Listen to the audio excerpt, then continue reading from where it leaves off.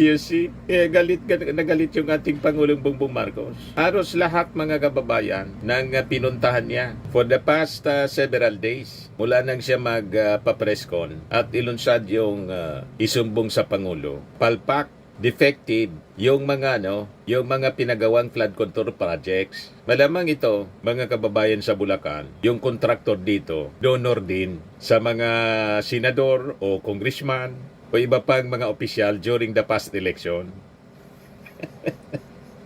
O diba? Sigurado, sa mga susunod mga kababayan na araw, lilitaw ang pangalan ng construction company.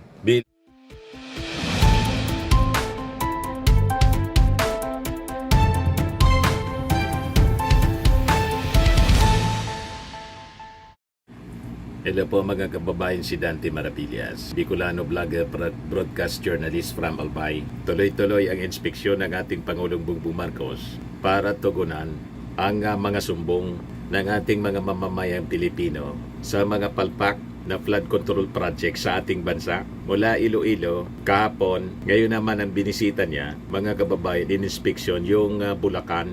Pumunta yung ating Pangulo sa Kalumpit, Bulacan para tingnan yung isinumbong sa kanya ng isang concerned citizen na palpak tulad ng sa Iloilo City, mga kababayan, na discovery ng ating Pangulo. Palpak din. Ito yung ginawa inspeksyon ng ating Pangulo ng rehabilitation ng river protection structure along Barangay Bulusan, Kalumpit, Bulacan. Tingnan natin mga kababayan yung ginagawang inspeksyon o ginawang inspeksyon ng ating Pangulo. Kalumpit ang nagsisilbing catch basin na mas lalong lumalala tuwing high tide. Ginawang press conference ng Pangulo kamakailan ang lalawigan ng Bulacan ang natukoy na may pinakamalaking flood control projects na natanggap na aabot sa bilang na 668 na may kabuuang pondong nagkakahalagang 6.5 bilyong piso.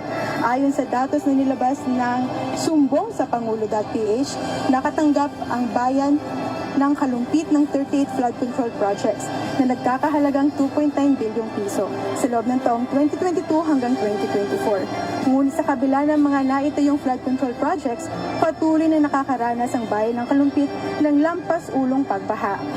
Sa katunayan, ilang araw bago ang State of the Nation address ng Pangulo, nagdeklara ang bayan ng Kalumpit ng State of Calamity dulot ng matinding pagbaha, hatid ng walang tigil na ulan, dala ng habagat.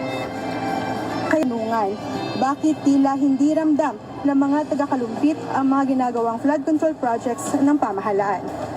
Rico Salonga, ang hepe ng Tanod dito sa barangay ng Bulusan. Morning, sir. Sir, kwentuhan niyo po kami. Kumusta po ba yung sitwasyon ng ating mga residente tuwing bumabaha? Bakit po ba parang patuloy na lang? I mean, wala pong pakundangan yung pagbaha po dito sa inyong lugar? Yung ano po kasi, yung flood control na sinasabi, hindi pa po siya tagpos talaga at may nagagawa po, kaya lang hindi po siya pare-parehas ng taas, kaya pinapasok po ng tubig ang buong Bulusan. Kaya po ang mga bata po dito hirap na hirap sa pagpasok, sa umaga, sa hapon Chief at Tanod pag-uwi siya. nila. Kaya hirap na hirap po talagang umuwi. Sir, ngayon sir, kasi ang sisilipin dito ng ating Pangulo ay yung ginawang rehabilitation ng river protection structure along Barangay Bulusan. So sir, ano po ba yung strukturang to at bakit para tila hindi siya nakakatulong para maibsan nga yung pagbaha dito? Yung ano po kasi, yung diking ginagawa po ngayon dito ay putol-putol pa po siya, hindi pa po siya tagpos talaga. Ang nangyayari po, yung kalahati po ng Bulusan, halos wala pa hong harang. Kaya pumapasok pa rin po yung high tide. Pero kung pare-parehas po ng taas talaga na medyo mataas, kahit high tide po, hindi napapasok, tsaka yung baha. You see, nagalit yung ating Pangulong Bongbong Marcos. Halos lahat mga kababayan nang pinuntahan niya for the past several days. Mula nang siya magpa-press con at ilunsad yung isumbong sa Pangulo. Palpak, defective yung mga pinagawang flood control projects. Malamang ito, mga kababayan sa Bulacan, yung kontraktor dito, donor din sa mga senador o congressman o iba pang mga opisyal during the past election. O, di ba? Sigurado, sa mga susunod mga kababayan na araw, lilitaw ang pangalan ng construction company bilang isang donor. Nakalagay din sa susi ng isang politiko. Yan, sabi dito sa balita ng Manila Bulletin, Marcos wants St. Timothy to explain failed 96.4 million flood control project in Bulacan. Marcos said he will have St. Timothy Construction Corporation to answer to the alleged failed rehabilitation of the river protection structure in Barangay Bulusan, Kalumpit, which has been marked completed yet it has not been serving its purpose due to damages. Pare-parehas ang findings. Talagang dinadaya nila. Hindi pa tapos o hindi man tinapos. Pero ang report sa DPWH completed na siya. At yung pagkagawa, mga kababayan, may diferensya kasi iba-iba ang height at maraming mga porsyon doon sa dapat na nilagyan ng river protection structure. Wala ban po, ghost. Putol-putol. Yes, sabi dito sa balita, St. Timothy Construction Corporation was also identified as one of the top 3 contractors out of the 15 that secured most of the flood control projects nationwide. St. Timothy ang kontratista dito, kaya titingnan natin. Kailangan pasagutin natin kung bakit ganito ang ginawa nila, sabi ng ating Pangulo. Mas mabuti pa dapat pumunta sila rito. Makita nila kung gaano kahirap ang buhay na binibigay nila sa mga kababayan natin. Hindi pwedeng ganito, sabi ng ating Pangulo. Pambihira, this has been going on for years. Marcos cited that in the report, the project has been completed. However, nothing was really installed. More than 200 meters of revetment was not built. In the dike is actually full of holes. Ipapatawag, oo, lahat ng kasama, tapos ipapatrace natin saan ang galing itong mga programang ito. Saan napunta ang pondo? Bakit ganito ang nangyari? The President further expressed frustration over the failed project, saying he cannot think of any possible excuse the contractor has for failing to deliver. Sabi ng ating Pangulo na may mga divers silang kasama to look into the complaints over the flood control project, and they found out that the walls beneath the concrete slope protection were covered with thick silt, making it impossible to see if there are still sheet piles in place. Matindi mga kababayan, talagang dinadaya nila. Pakinggan natin yung ating Pangulo. Pag hahanapin ninyo, meron kami mga picture, pati sa meron kami mga diver na sinisid sa ilalim at nakita talaga ang very manipis lahat ng simento, hindi pantay-pantay, basta hindi maganda ang trabaho. Talagang bibigay. Kaya bumigay na nga. Kaya kailangan nila sagutin kung bakit ganito. Pero ang hirap dahil ipapakita natin ito what possible excuse do they have for not doing this? Hindi ko maisip. Dredging pala pa. Tapos, ito pa. Lahat ng flood control may kasamang dredging at saka desiltation. Anong sabi mo sa akin, Chairman? Minsan di ka pa nakakita ng desiltation dito. Kasama sa kontrata yun. Walang Plus na pandaya, mga kababayan, sa mga project ng gobyerno. So, ninanakaw nila, nire-report nila may desiltation. Kasi wala man pong nag-inspection, o kung may nag-inspection man po, kasabwat. Ngayon, ang nag-inspection mismo, yung ating Pangulong Bongbong Marcos. Booking sila ngayon. Sabi ng ating Pangulo, itong lahat ng mga contractors na to, pananagutin nila sa batas, kakasuhan ng ating gobyerno at iba-blacklist sila. Hindi na sila, disqualified na sila, mga kababayan, sa pangungontrata sa ating gobyerno. You see? So Marcos' visit in Bulacan followed his press conference early this week where he exposed irregularities related to the government 545 billion pesos na flood control programs consisting of 9,855 projects completed from July 22 to May 2025. Bulacan reportedly has the most flood control projects with 668 projects worth about 65 billion pesos, even though the province is not listed among official flood control areas. So, booking kayo ngayon. Kala ninyo, hindi pupunta ng ating Pangulo mismo? Medyo kahit paano makakaano yung mga tao dito. Namamasahe po ang tao dito halos doble. Sumasakay pa ng bangka, sumasakay pa ng tricycle sa highway. Kaya ang nangyayari halos doble, pati mga estudyante nahirapan. So, nananawagan po kami na sana lahat po ng DK is magkapare-parehas ng taas para maibsan po yung pagpasok ng high tide. Kaya napakahirap po talaga. Hindi pari-parehas yung taas. May mataas, may mababa. Talagang tinitipid nila, dinadaya nila pati yung design. Dapat, pari-parehas dapat ang taas. Dinaya nila pati yung height ng nilagay na istruktura, mga kababayan. Sigurado, pati sa ilalim, may problema yon. Pinalangoy ng, pina-inspect ng ating Pangulong Bongbong Marcos sa mga divers. Yan may mga kasamang divers yung ating Pangulo. Ayan pala yung mamaya, basahin natin yan. May sulat. Yan mga divers. Talagang desidido yung ating Pangulo na ayusin. Ito po yung sulat. Ako po ayan, tinatpad yung pangalan. May-ari ng lupa na natapatan ng sirang dike. Ako ay naghihingi ng tulong na maayos po ang dike sa likod ng bahay ko. Ang pagkakaunawa ko po kasi na yung dike na yan ay mahina at maliit po ang mga bakal na ibinaon sa kahabaan ng ginawa na dike. Ampaw po ang pagkagawa ng dike. Ang hado po ng simento niyan ay 15 sakos ng graba at 15 sakos ng buhangin at 2 sako ng simento. 2 sako lang ng simento ang timpla ng buhos na ginawa nila dyan. Talagang matitibag po. 15 tapos 2 na simento. Ampaw, mga kababayan. Kunting tama, mga kababayan, ng kung anong bagay.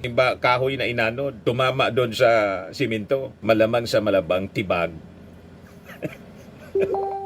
Bakit ganun ginagawa nila? Siyempre, para malaki yung kita. At pag nasira, another budget po. Ganun sila. Kaswapang, mga kababayan. Ganun nila dinadaya ang mga proyekto ng gobyerno. Kaya ang dali masira at naglalagay pa sa peligro sa mga residente sa paligid. Sa bakal naman po na binaon dyan ay 5 piraso, 10 feet. Tapos, lalagyan ng 1 o 2 na 20 feet na bakal. Wala pa pong 1 taon.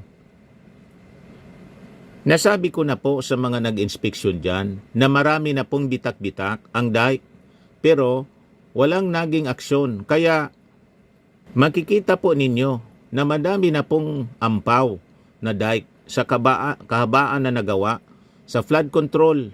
Kaya minabuti ko na po na magpatambak sa tapat ng aking bahay dahil alam ko po na mahina ang gawa ng dike. Kung di ko po nagawa na patambakan po yan, baka tuluyan na po na pumasok ang tubig sa ilog. Pumasok ang tubig ilog sa bahay ko. Alam na po ng DPWH yan, nakita na po nila, nasira na po yan, pero walang aksyon na ginawa. Sana po ay maayos ang mga nasirang dike dito sa amin. Mahal na Pangulo, hinihingi ko po ang tulong ninyo. May PS pa, paabo lang po, PBBM. Sa iba pong mga kontraktor, sabi sa amin ng mga kapitbahay ko, yung iba pong bahagi ng dike ay ang tambak na nilagay ay water lily lang. Water lily lang po. Kaya pag nabulok po yon, sure na magiging ampaw ang dike. Salamat po. Ang baha po dito sa amin ay tumatagal ng 1 hanggang sa 3 or 4 na buwan bago mawala ang tubig sa mga bahay sa buong Frances. Kung malalakyan po ang prinsa ng bukid ay sasabay na po ito sa liit ng tubig sa ilog ng Bulacan at Pampanga River. Sana po ay mapansin po. Salamat. Di ba? Effective mga kababayan, yung ginawa ng ating Pangulo na naglagay ang sumbungan sa Pangulo. More than 1,000 agad in 2 days yung nagsumbong sa ating Pangulo. At isa na po ito sa nagsumbong. Kaya agad-agad na pinuntahan ng ating Pangulo yung lugar. Yun na po yung nadiscover. Sabi ng ating Pangulo, dapat pumunta sila rito para makita nila kung gaano kahirap ang buhay na binigay nila sa mga kababayan natin. Yan report po ng News 5. Bakit ganito yung ginawa nila? Pasasagutin ni Presidente Bongbong Marcos ang St. Timothy Construction Corporation na nasa likod ng palpak o manong rehabilitasyon ng river protection structure sa Barangay Bulusan sa Kalumpit, Bulacan na may project cost na 96.4 million pesos. Matatanda ang ikatlo ito sa 15 kontratistang pinangalanan ng Pangulo na may pinakang maraming flood control projects mula July 2022 hanggang May 2025. Pagmamay-ari ito ng pamilya ni Sara Diskaya na tumakbong mayor sa Pasig City nitong 2025 midterm elections. Kalaban ni Vico Soto. At may project, yung in-inspection doon sa Iloilo, sa kanya rin yun. You see? Sabi ni Mayor Vico Soto, unti-unti nang nalalaman ng taong bayan ang buong katotohanan sa kaugnayan ng mga Diskaya sa manumalyang flood control projects. Yan po si Diskaya, Sara Diskaya, naging kalaban sa politika, mga kababayan ni Vico Soto. Dating mahirap din pala to, naging bilyonaryo na ngayon. Balikan natin yung inspeksyon ng ating Pangulo. Ang mga tao po dito talagang halos nadodoble yung mga gastusin nila. Kaya hindi na siya, yung mga tao, punta lang ng palengke, halos 50 sa bangka, tapos 50 sa tricycle. Nagbabangka na pala. 100 pesos na po yun. Tapos pagbalik pa po niya, another 100 pesos po ulit. Kaya kumbaga sa doon pa lang 200. Yung pambilin nilang pagkain, dapat madadagdag na yun. Kaya nga po, ang nananawagan kami, na sana mapagpare-parehas po ang repropping at matapos na po sana para mawala na po kami ng problema dito sa Bulusan. Maraming po salamat. Ang flood control projects dito sa Bulusan ay binuo noong 2022 na natapos noong 2023. Pero kung mapapansin natin, tapos na pala to. Hindi tuloy-tuloy yung ginawang structure ng flood control projects dito, kundi Putol-putol po siya. Putol-putol siya. So, yan ang dahilan kung bakit patuloy pa rin tingnan pumapasok ninyo. ang baha dito. So, Putol siya, wala na dito. Walang silbi yung mga itinayo nilang flood control projects. Putol-putol, At kung hindi iisipin tapos, natin, yung flood pero control projects na yun, reported ng ay tapos. malaki yung gastos ng ating pamahalaan. Kita ninyo? Grabing pangdadaya, mga kababayan ng construction company ni Diskaya. Papanagutin siya ito ng nga ating po, Pangulo. Patuloy na tinitingnan ng Pangulo ang naputol na Yan hanggang dito lang. protective structure along Barangay Bulusan. Ito po ay nagkakahalagang 96.4 milyong piso. Pero sa nakikita natin ng ating Pangulo, hindi naging kompleto. Ito po ay nagkakahalagang 96.4 milyong piso. Pero sa nakikita natin ng ating Pangulo, hindi naging kompleto ang naging estruktura. At dahil nga po, putol-putol ang ginawang structure ng St. Timothy Construction Corporation, pumapasok pa rin yung tubig baha. Lalo na sabi ni Minister na Yan hanggang dito lang wala na dyan. madaling pumapasok ang tubig. Ito yung ating Pangulo dito. Putol na. You see? Grabing pandadaya, mga kababayan. At marami niyan sa buong Pilipinas. Ganyan.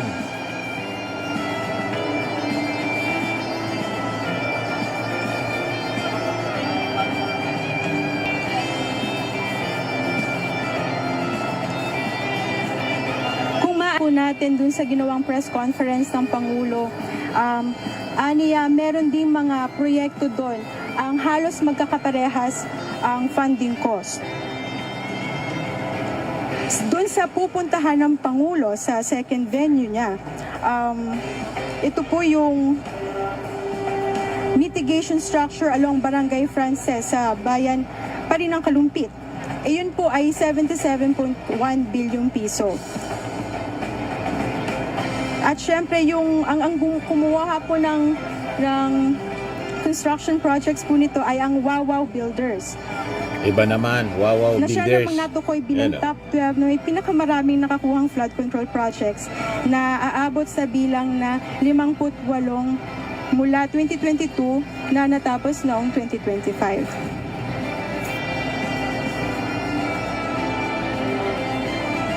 Matinding pandaraya po. Walang structure. Putol na po. Yan mga reactions ng mga tao. Sabi ni Yusuf, kickback is the major problem of this project. Sabi ni Jose Boch, Sibua, how about DPWH COA? Sabi ni Sian Ron, yung nasa Quezon City pa, Timothy din yun, hindi natapos. Sabi ni Miles Flores di Oeste, di na may papangalan ni St. Timothy. Sabi ni official PBBM News, kilala nyo naman sino yang si St. Timothy na yan. Kalaban yan ni Mayor Vico sa Pasig. Si Sara Diskaya, top contractor ni Duterte sa Build. Sabi ni Mario Lim, maasahan po namin ang full investigation at makasuhan ng mga nagkasala mula kongresista, DPWH officer, other official concerned at contractor. Sabi ni Berlito Tots, Kapulong, flood na balahura pa ang prime water, prayers sa mga taga Bulacan, too bad, binigay na sa kanila lahat. Sabi ni Gob Dan Fernando, actually nagulat nga ako sa dami ng na-allocate na flood control project sa lalawigan ng Bulacan. Ayan po mga kababayan, panahon na ng paniningil.